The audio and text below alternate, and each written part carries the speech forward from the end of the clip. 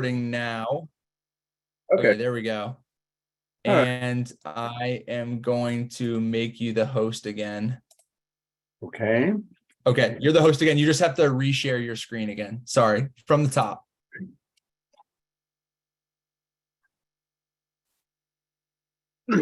Perfect. Thank you. And you're able to hear me? Yes, you are good.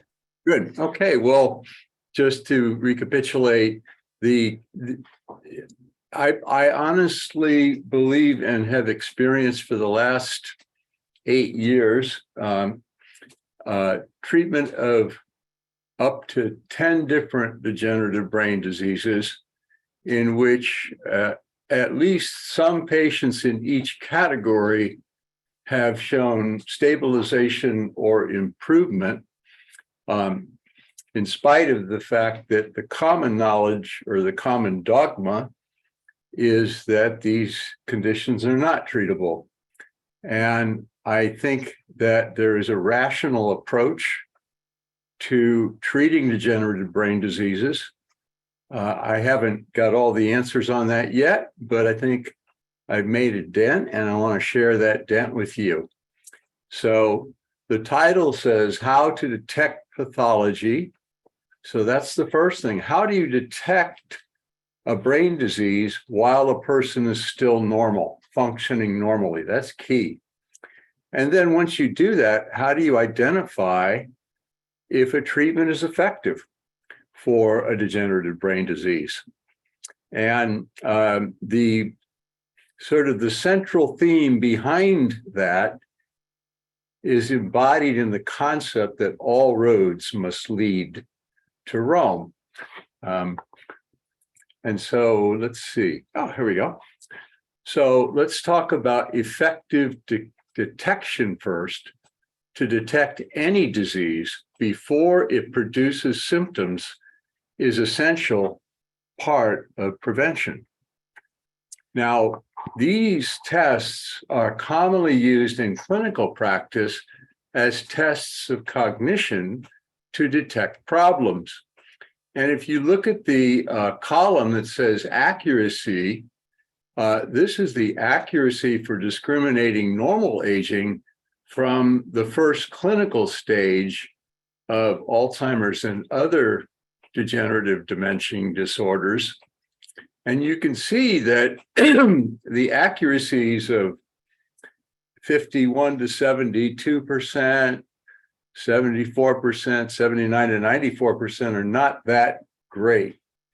The MCI screen is something that was developed in approximately 2005, I believe, and it applied more advanced methods of cognitive science and measurement theory, and has been able to achieve an accuracy of 96 to 97% in discriminating between people who are normally aging and those in the very first symptomatic stage of a dementing disorder. However, I mean, that's great. It's a lot better than anything else, but it still isn't enough. What is enough? We need to be able to discriminate people who are normally functioning, who have a disease in their brain already, from those who don't have a disease in their brain already, if we are going to prevent the symptoms of these dementing disorders. So what we have done is applied mathematical modeling to produce what are called digital cognitive biomarkers that actually predict the performance of cognitive processes hidden in your brain that are underlying the tasks we perform. In this case, a memory task. And it took 23 years to get this right, of research that we've done, but we've now accomplished it. We can, in fact, give a memory test to detect whether a normally functioning person has some disease in their brain or not. And this is was accomplished by a company called MBIC, where they produced what are called digital cognitive biomarkers. These are the underlying processes in the brain that are required to perform a memory task like remember somebody's name. And so it makes that preservation of function possible for neurodegenerative diseases. And I won't go into much detail other than to point out that the measures that you see that are labeled transient learning, one-shot learning, consolidated learning, these are all processes going on in the brain that we can't directly measure, but with the appropriate mathematical models, we can estimate them extremely accurately now. And to show this, we performed a study of the Mayo Clinic's study of aging, where they carefully characterized people who were normally aging in terms of whether they had amyloid in their brain, one of the causes of Alzheimer's, whether they had strokes. These people were all well characterized, and they found we then applied our methods to their memory test that they got on each subject at the initiation of this study that was a 10-year study.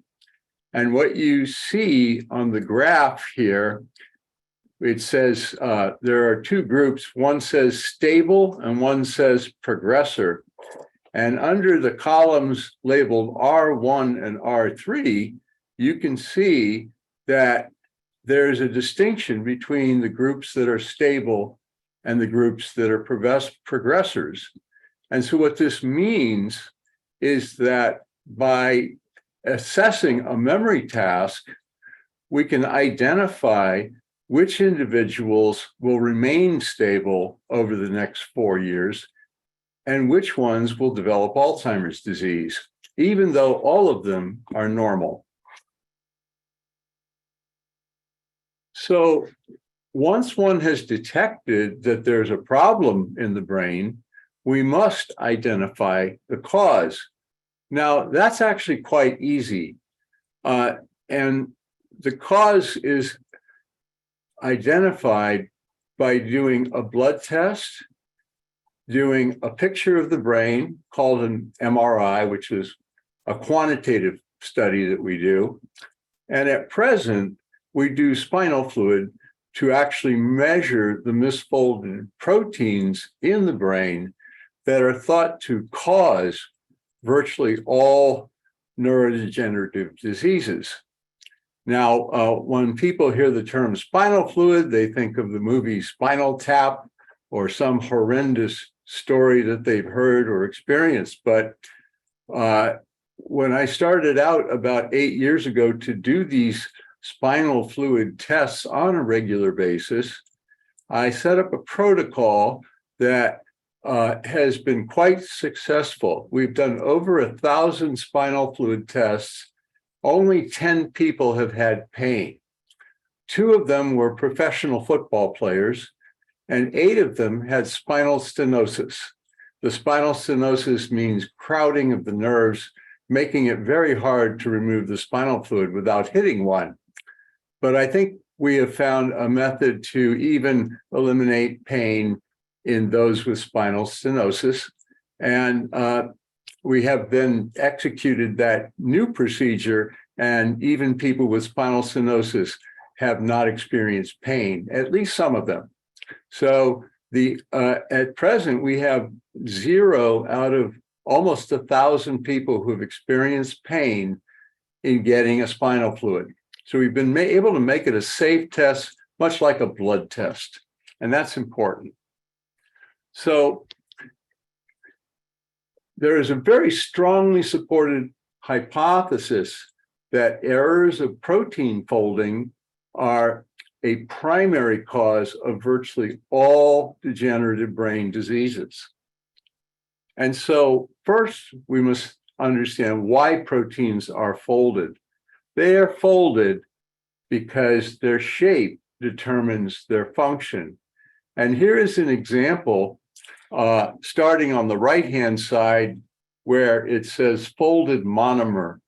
This is a protein that has just been produced by the nucleus, and it is sent to the folding factory of the cell, which is called the ER, or endoplasmic reticulum, where the folding factory successively folds it until it reaches its final form where it can perform its job.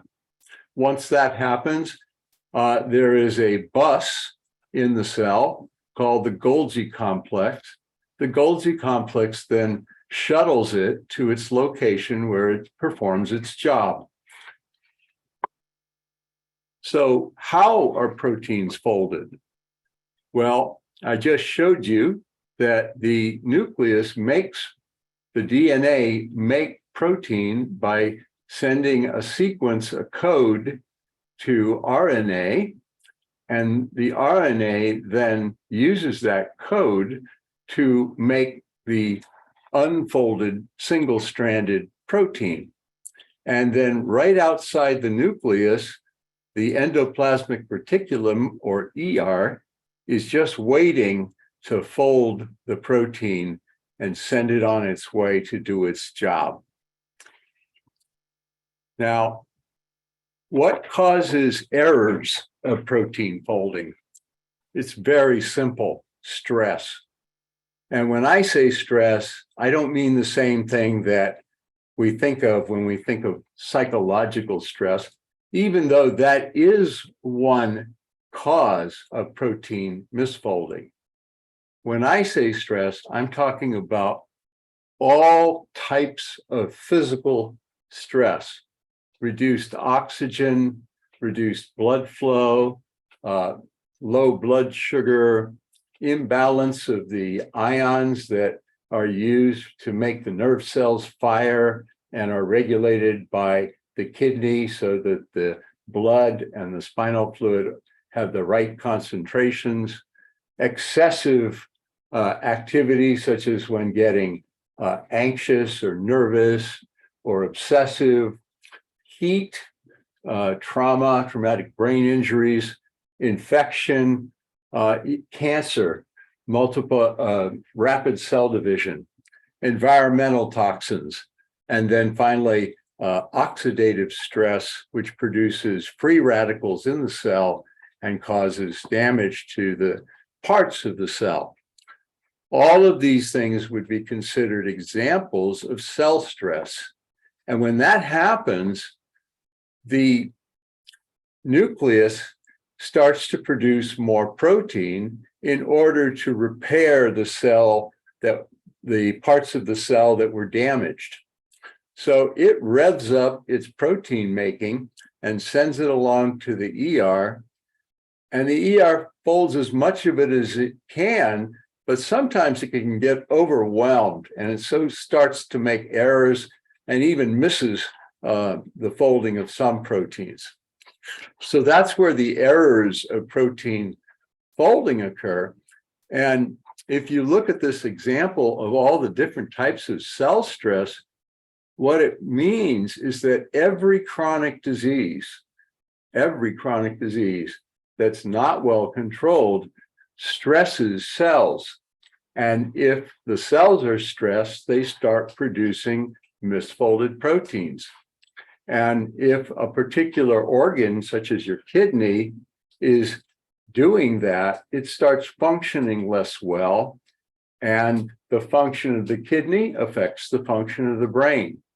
And the function of every organ affects the function of the brain.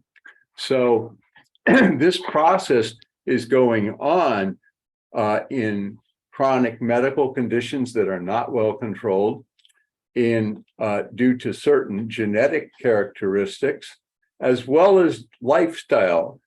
people who exercise 45 minutes, 4 or more days a week, where they get sweaty or short of breath, that reduces the protein misfolding. The proper diet, the Mediterranean diet, which is high in olive oil, that reduces protein misfolding. Lifelong stimulation of the mind through learning, engaging in cognitively interesting and complex activities and hobbies also reduces errors of protein folding. So how does protein misfolding cause degeneration in the brain? This is a very overly complex slide, and I'll simplify it by simply saying that once you have this increase in folding demands as a result of cell stress, then the misfolded proteins that escape the cell systems, which are trying to get rid of these misfolded proteins, they are the purple cylindrical flower-like shapes you see in this diagram. And what they do, these are misfolded proteins that tend to aggregate or cluster together. And when they do so, they tend to anchor to cell membranes.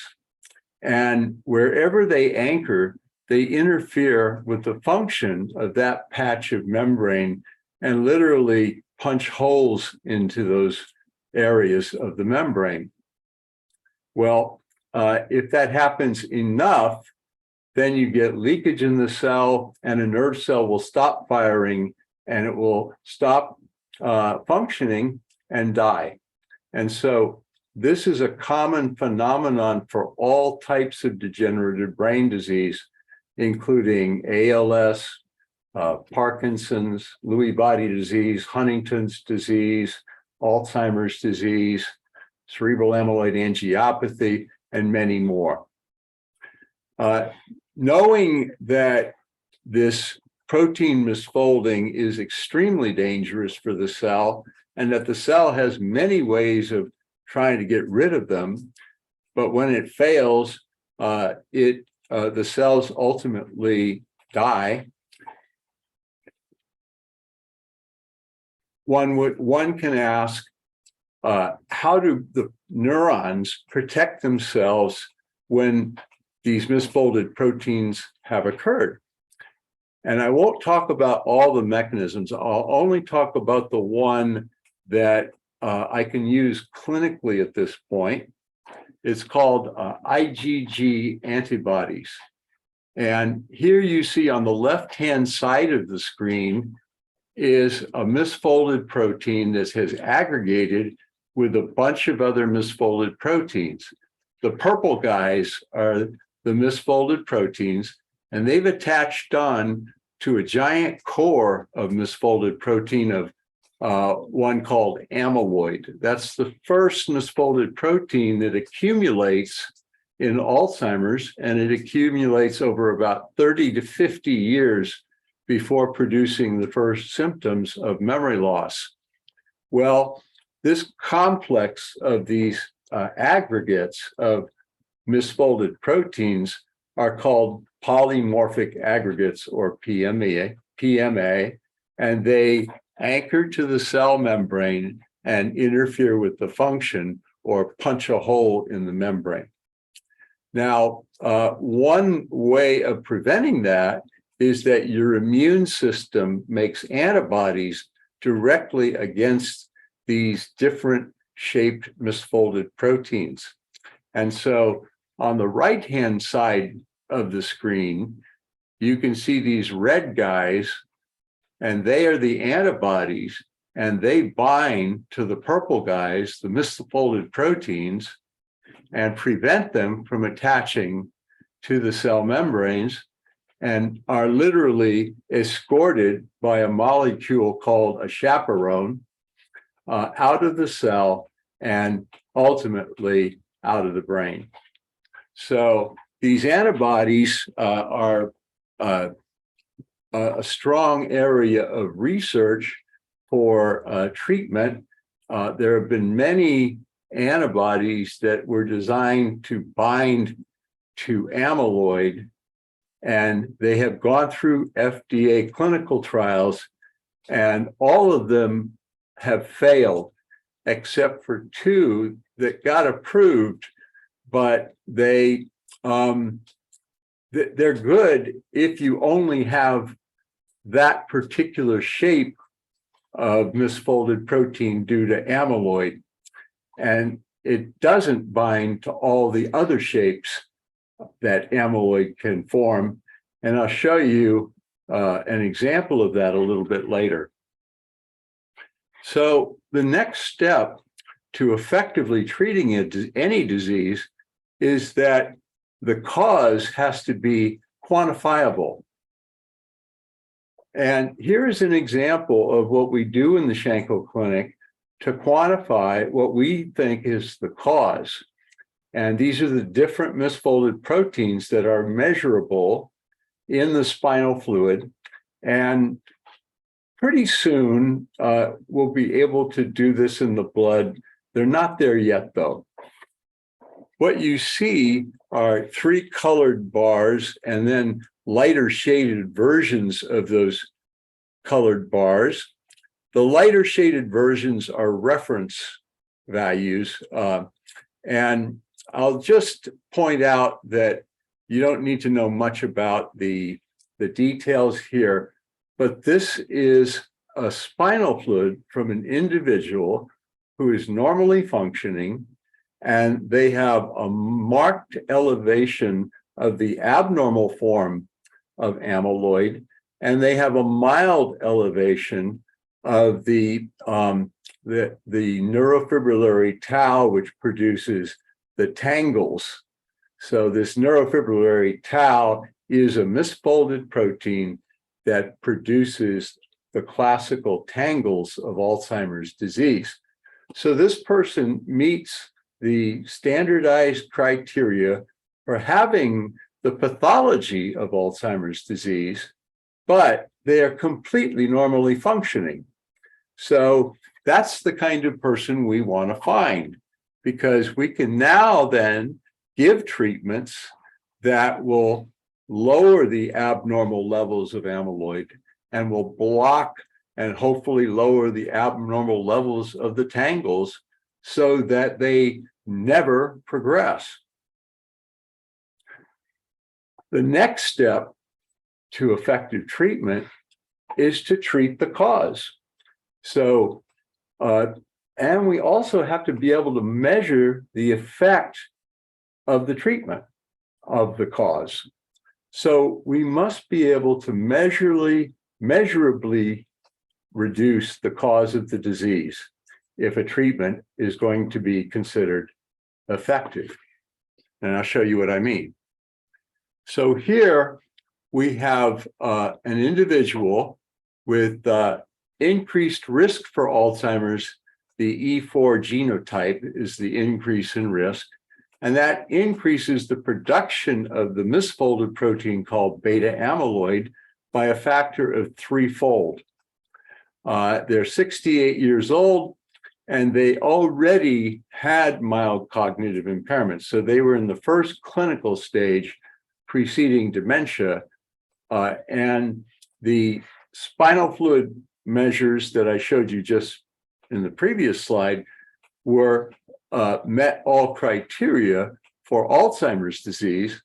But in addition, the MRI showed that this individual also had something called cerebral amyloid angiopathy, which is literally an accumulation of this amyloid in the blood vessels, which causes them to leak and produce what are called microhemorrhages, tiny little hemorrhages in the brain. In addition, this individual had a much higher level of neuron loss than expected for Alzheimer's disease. So they had what's called a tauopathy in addition. The tauopathy was a separate disease that was due to other conditions the patient had besides Alzheimer's and besides the cerebral amyloid angiopathy. On the right-hand side, you see the result of a year of treatment. And during this time, they received 7 months of IgG antibodies through the nose by inhaling them with a special inhaler that gets the treatment into the brain very effectively by making the droplets extremely tiny and by propelling them into the nose in a vortex fashion to maximize the binding to the surface of the nasal membranes and then enter directly into the brain. Prior to 2015, I had used these IgG antibodies by having them administered intravenously. That was the standard way then, and it is still the standard that everybody does. However, the reason I switched to intranasal was that I was able to give a dose that was approximately 30 times lower than the intravenous dose. And that changed the cost of treatment with these antibodies from about $10,000 a month to $200 to $400 a month, depending on the dose.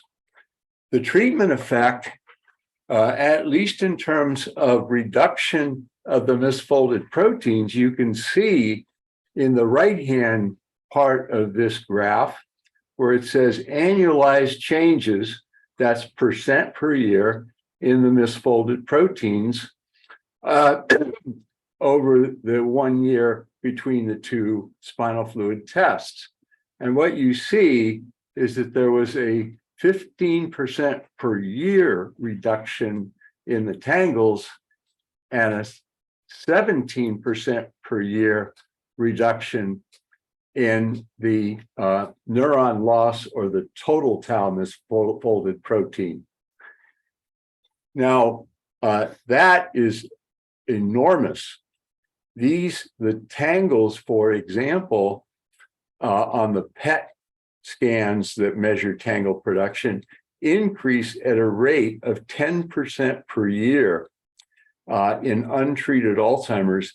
And this patient had a reduction of 15% per year.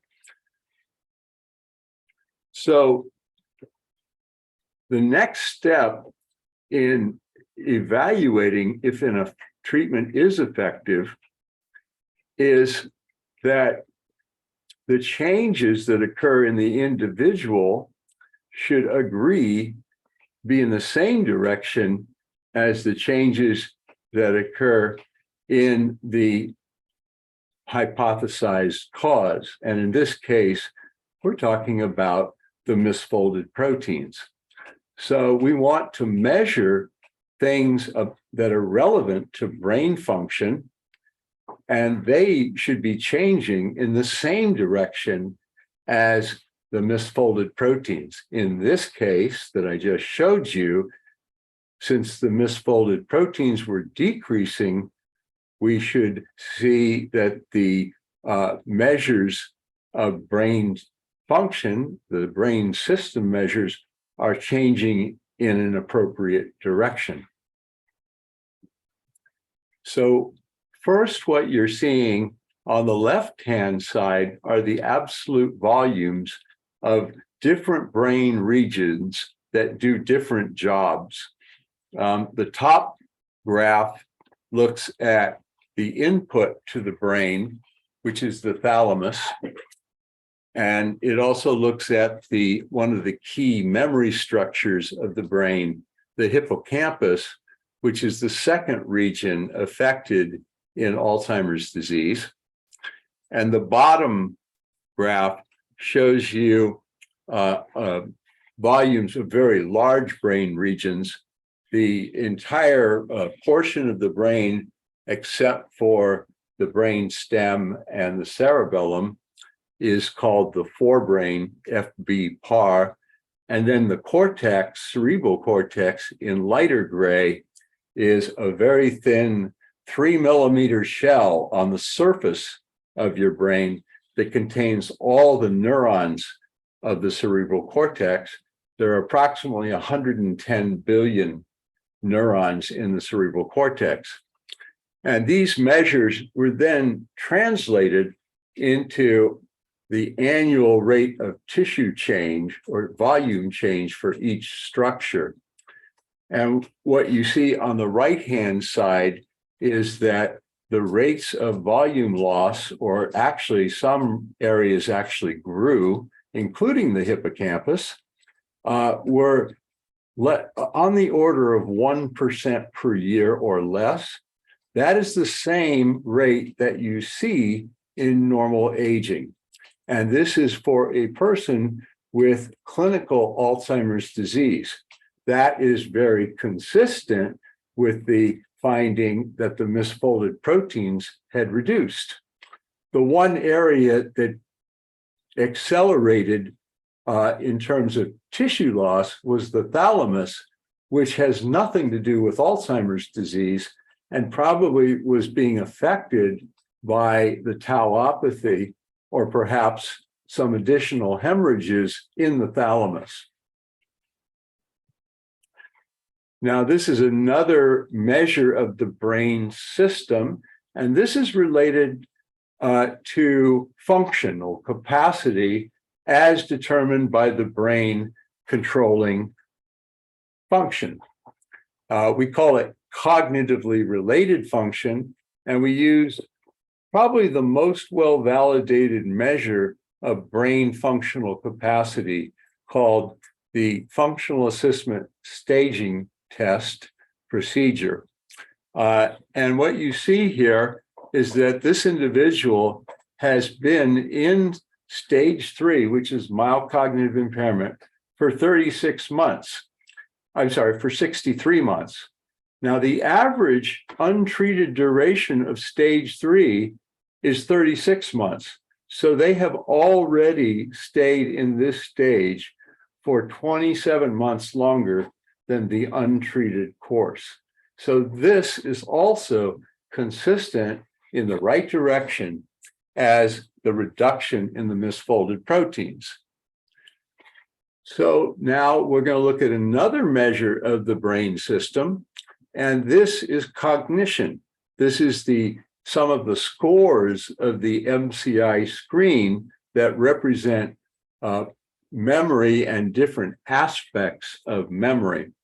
And what we see here is that this individual, who had been treated for approximately 7 months between the times of the 2 scans and the times of the spinal fluids, if we look at that period of time, we can see, for example, under the memory performance index column, they had been declining from 38 to 31, and they were continuing to decline, but then they started to turn around. And this is a very sensitive measure of the very first area of the brain affected by the tangles of Alzheimer's disease. So that's moving in the right direction. If we look at the ability to immediately recall details, that's the trials 1, 2, and 3, you see the 2 rectangles.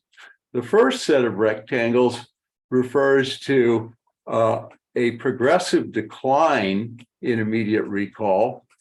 And then around after about 6 months of intranasal IgG, you start to see an increase in the first trial, and then about 8 months later, an increase in the number of words recalled over all 3 trials. So that's another area that's showing improvement in the right direction. The final area that showed improvement in cognition was actually related to judgment or self-assessment of your own abilities. And in this one, we actually asked the individual, how many words do you think you'll recall in a few minutes after a delay? And so they have just finished trying to learn that 10-word list.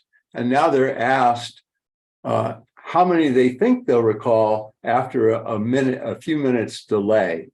And so, for example, the individual back in July of 2021 predicted they would recall 2 out of 10, but they actually recalled 0. And so the difference between their prediction and the actual was that they were off by 2 words. And then the next time they predicted 6. Now they always were recalling 0, so they were further off in their judgment. And you can see that got worse and worse until they had been on the intranasal IgG for about 8 months, or 7 or 8 months. And that started to turn around again. So these are pieces of evidence to indicate that the brain systems changes are moving in the right direction in terms of areas that seem to be getting better. And that is consistent with the decreases in the misfolded proteins being measured. So this summarizes this whole concept that if a treatment is effectively reducing the cause of a disease, then the relevant measures in the brain must agree. And so we can look at function, cognition, we look at the brain pathology, the misfolded proteins, and we can look at the MRI to measure brain structure. And they should all be indicating changes in the proper direction. And that's why I say all roads lead to Rome. The way I explain it to people is that if we measure the levels of the misfolded proteins, and over here on the y-axis, let's say that's the measure, and then we don't do anything, we know they're going to get bigger.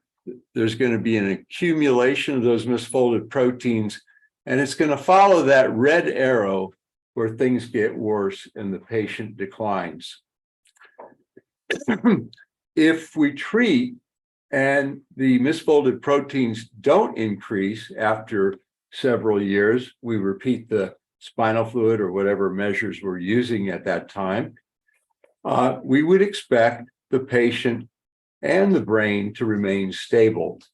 If we can reduce the levels of the misfolded proteins by 20% or more, we would expect the patient and the brain to improve. And I have now assessed at least 150 patients over 8 years treated with intranasal IgG. And I can tell you that virtually 100% of the time, there is this consistent relationship between the changes in the misfolded proteins and the changes in brain function and structure. So to finish off, I'd like to address why clinical trials of Alzheimer's have largely failed. I think there's at least 3 reasons, maybe more. One is the full set of causes have not been treated. The second is that the measurement of treatment effect is archaic and makes no sense. And the third is that at least for the antibody treatments that have been done, they use a treatment route where 99.9% of the treatment does not get into the brain. Not only that, there's often an increased risk of brain hemorrhage as a consequence of giving the treatment through the blood vessels. So first, I say that the full set of causes have not been treated by any of the clinical trials. What this shows you, this graph shows you, is that there are different shapes of misfolded proteins that are produced by the same misfolded protein. For example, beta amyloid, the big one for Alzheimer's disease. What you see under A, B, and C is there are 6 different shapes that are shown here that are just formed by the aggregation of these strands of beta amyloid together. And a single antibody will not bind to all these 6 different shapes. So giving the concept of giving a single antibody against a single shape will not treat all of the misfolded proteins that are in the brain.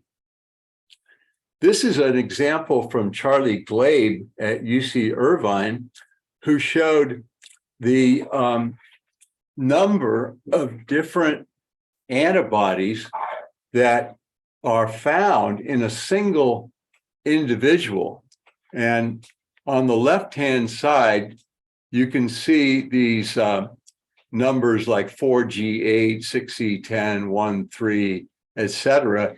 Each of those rows represents a different shaped misfolded aggregate of misfolded proteins, the PMAs, and a different antibody. So this patient has 20 plus antibodies against the misfolded protein aggregates in their brain. And the idea of giving one antibody to treat that patient is ludicrous. Now we know that this is another single patient. And again, these rows represent all the antibodies this patient has against the aggregates of misfolded proteins in their brain. And what Charlie Glabe showed in this case was that those misfolded shapes, they remain stable over time in any given patient, which is fortunate because then we can continue to give the right combination of antibodies to remove the misfolded protein aggregates in this single patient. Oh boy. Well, oh, here we go. So this is the last picture. And what it's showing you, I probably should finish it up, is that the brain is a hierarchical, at least hierarchical system, and it's built up from the molecular level up to the anatomic level of the connections or synapses, and then up further to the branches of a neuron, and then further up to a single neuron, which then collects with about 100 or 200 other neurons to form what's called a cortical mini column, which is the functional unit of the brain, the smallest functional unit of the brain. For example, that particular cortical mini column may only respond to the color red. That's how specific the function is. And the big point of this picture is that if one simply measures the output function of the brain, let's say in this case, recognizing a red bird could be the function that the brain is performing. If one simply measures that, then one will not pick up all the adaptations that are occurring in the parts of the brain underneath the output function that must adapt in the presence of a disease in order to preserve function. And we know that that period of adaptation of the parts of the brain lasts about 15 years before the adaptation fails. It can no longer adapt enough to maintain normal function, and that's when you see decline. Well, if we only measure the output function of the brain, we will never be able to intervene while a person is normal and never be able to stop the pathology before it has already degraded a human brain's function. That is why we need to measure not just the output of the brain, but the underlying parts, and detect those changes and intervene at that point so the brain function remains normal. I think that's the last picture, yes. So I'll just summarize. There is a great deal of literature supporting the hypothesis that most, if not all, brain degenerative disorders, and perhaps most disorders that are degenerative of the body, are due to cell stress, which increases protein synthesis and requires more folding by the folding factory. And that increased protein synthesis can overwhelm the folding factory's capacity to start to generate misfolded and unfolded proteins. And if these misfolded proteins are not effectively removed by the many cell defense mechanisms, then they start to cluster together to form these aggregates of increasing size, and they are the toxic component of this process, which anchor to membranes, disrupt their function. The final stage, interestingly, by the way, as these misfolded proteins aggregate into bigger and bigger pieces, they finally get so large that they become fibers and they become insoluble in the cell, and they literally are gravestones.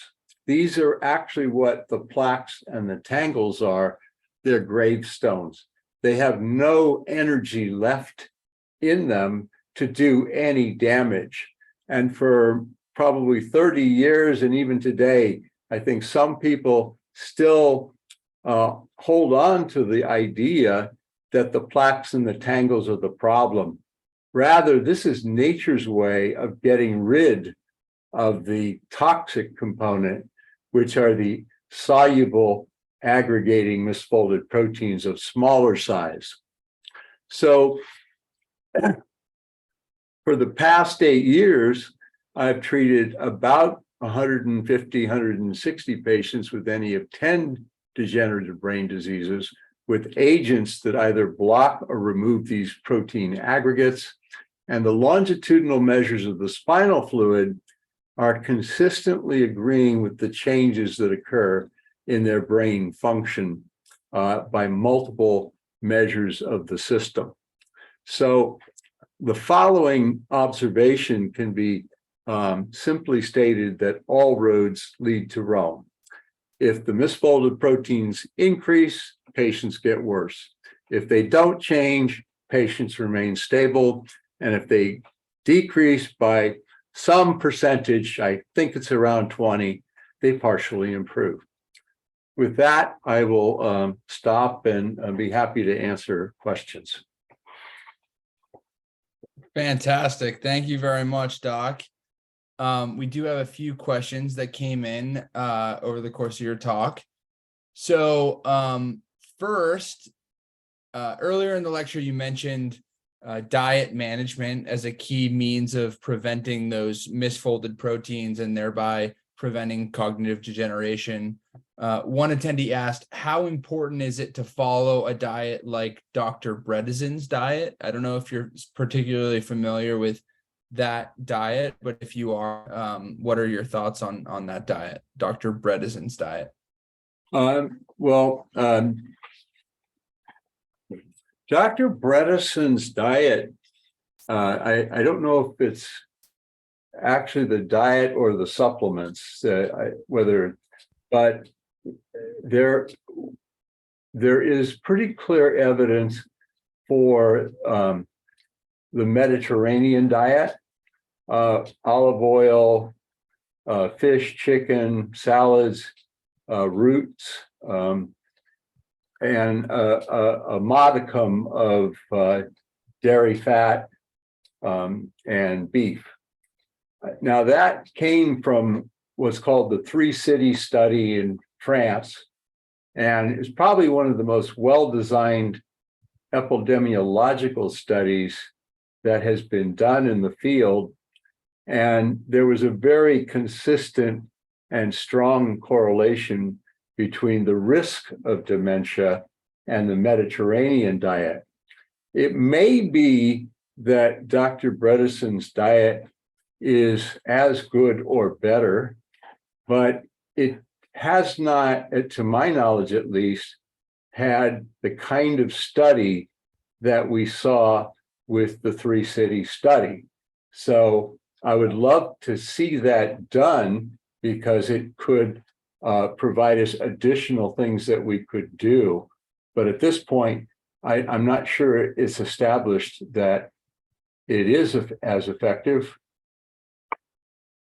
Yeah, I just by my quick Googling here, it seems like that Dr. Bredesen's diet is partially, definitely has some parallels with that Mediterranean diet and similar concepts there in terms of prioritizing the right types of fats, and also incorporates some fasting and kind of different diet strategies like that. So I think that's good that he did incorporate sound scientific knowledge. And a lot of times when you find that something works in patients, it's kind of like working backwards. It's not the bottom up approach, it's the top down approach.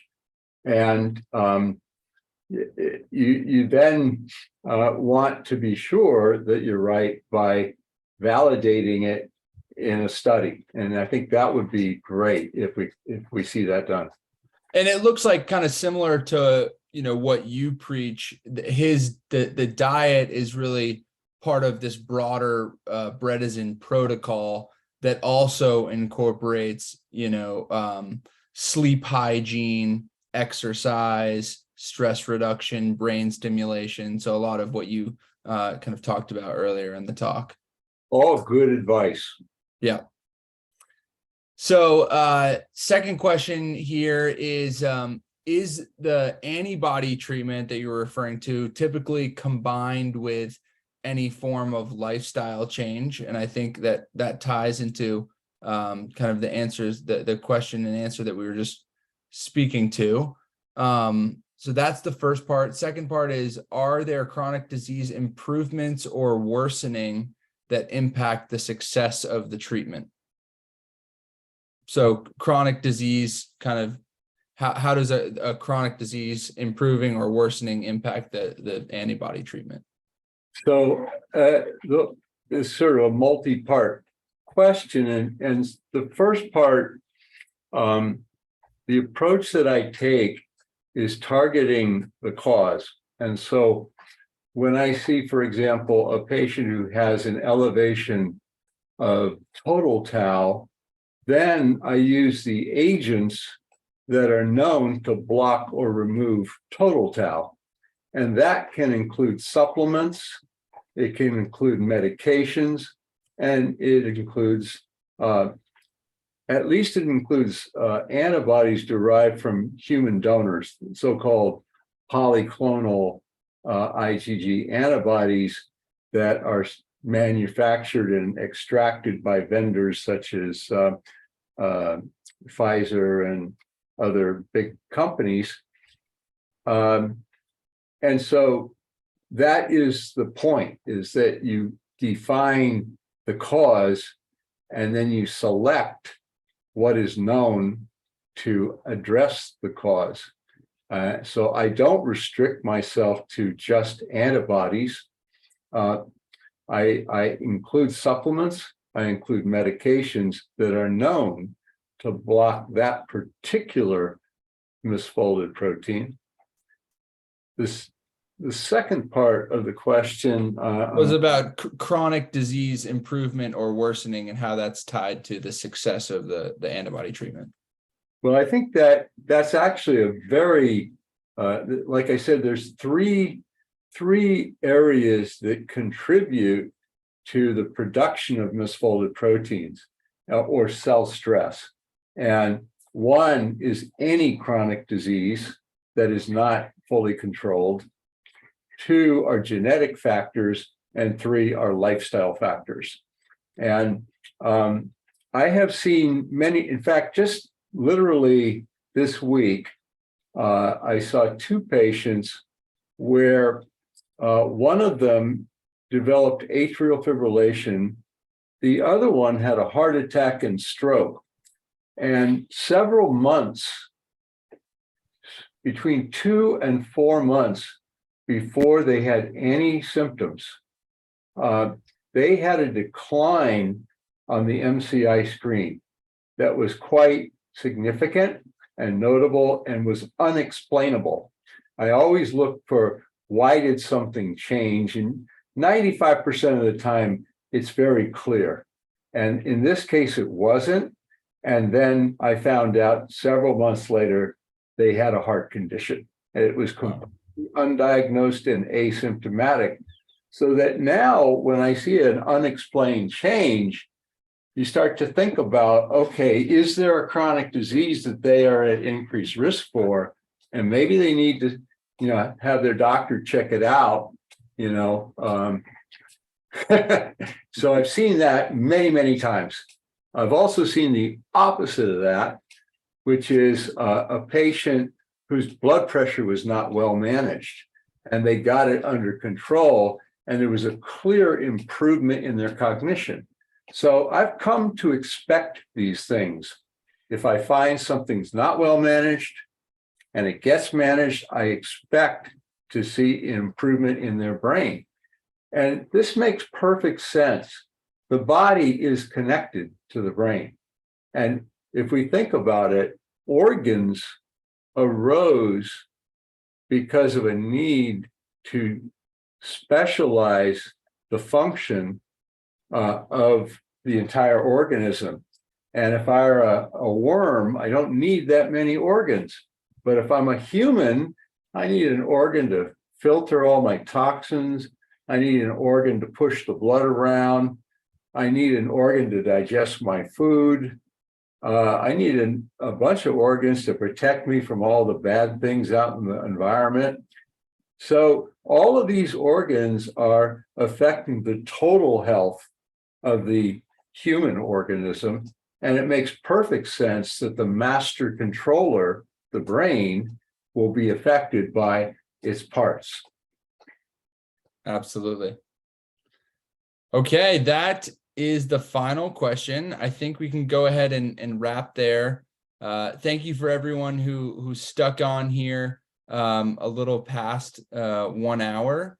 As noted before, we will get this recording up on the Shankle Clinic YouTube page and the website for you to rewatch or share with others. So thank you very much and have a great night. Thank you, Dr. Shankle. Thank you, Connor. Okay, cheers. Bye-bye.